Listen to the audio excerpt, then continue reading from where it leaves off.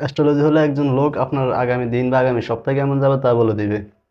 এই কাজ দেখে মানুষ কেন অবাক হয় না তা আমার আগে জানা ছিল না। চলুন আজকে অ্যাস্ট্রোলজি নিয়ে বিস্তারিত বলি। অ্যাস্ট্রোলজি হলো আকাশের তারা ও নক্ষত্রের অবস্থান থেকে আপনার রাশিফল নির্ণয় করা।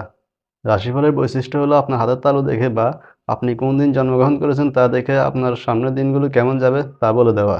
তারা এটা বললে আপনাকে 12টা গ্রুপের একটি গ্রুপে ফেলে আপনি কোন গ্রুপে পড়েছেন এটা অনুযায়ী আপনি যেদিন জন্মগ্রহণ করেছেন সেই দিন সূর্য, চন্দ্র, নক্ষত্রের অবস্থান কীরকম ছিল সেই অনুযায়ী।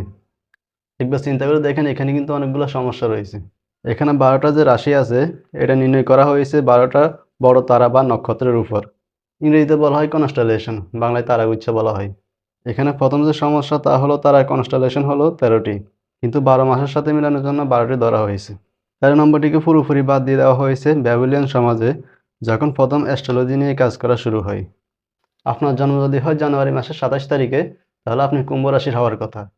এবং কুম্ভ রাশির জন্য সূর্যের অবস্থান কোথায় থাকতে হবে এটা ঠিক করা হয়েছে 2000 বছর আগে।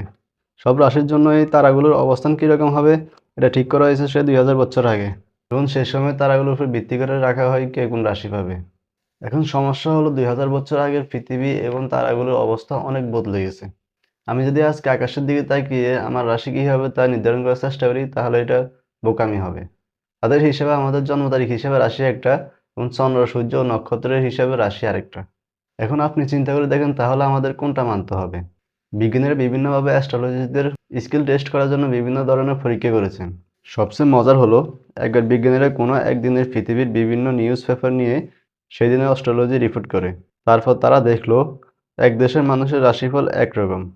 অস্ট্রেলিয়াতে নিউজে বলা হয়েছে কুম্ভ রাশির মানুষের সপ্তাহ ভালো যাবে, এবং ওই একই নাইজেরিয়ানদের জন্য বলা হয়েছে নাইজেরিয়ান মানুষদের ওই সপ্তাহ খুব খারাপ যাবে।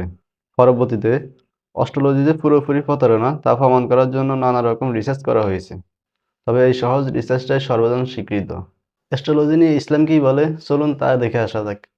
পবিত্র কোরআনে সূরা আনামের 59 নং আয়াতে বলা হয়েছে, গায়েবের চাবি তারই হাতে আছে। এখানে তার বলতে আল্লাহ স্বয়ং নিজেকে বুঝিয়েছেন। গায়েব সম্পর্কে তিনি ছাড়া অন্য কেউ জানে না। স্থল ও সাগরের অন্ধকারে যা কিছু আছে তা তিনিই অবগত আছেন।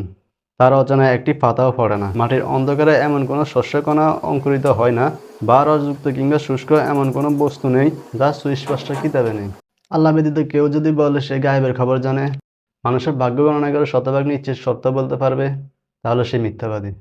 সো অ্যাস্ট্রোলজি বা রাশি গণনা করা এই ধরনের প্রতারণা থেকে বিরত থাকুন। সবাই ভালো থাকুন। সবার সাথে দেখা হবে পরে কোনো ভিডিওতে। বাই।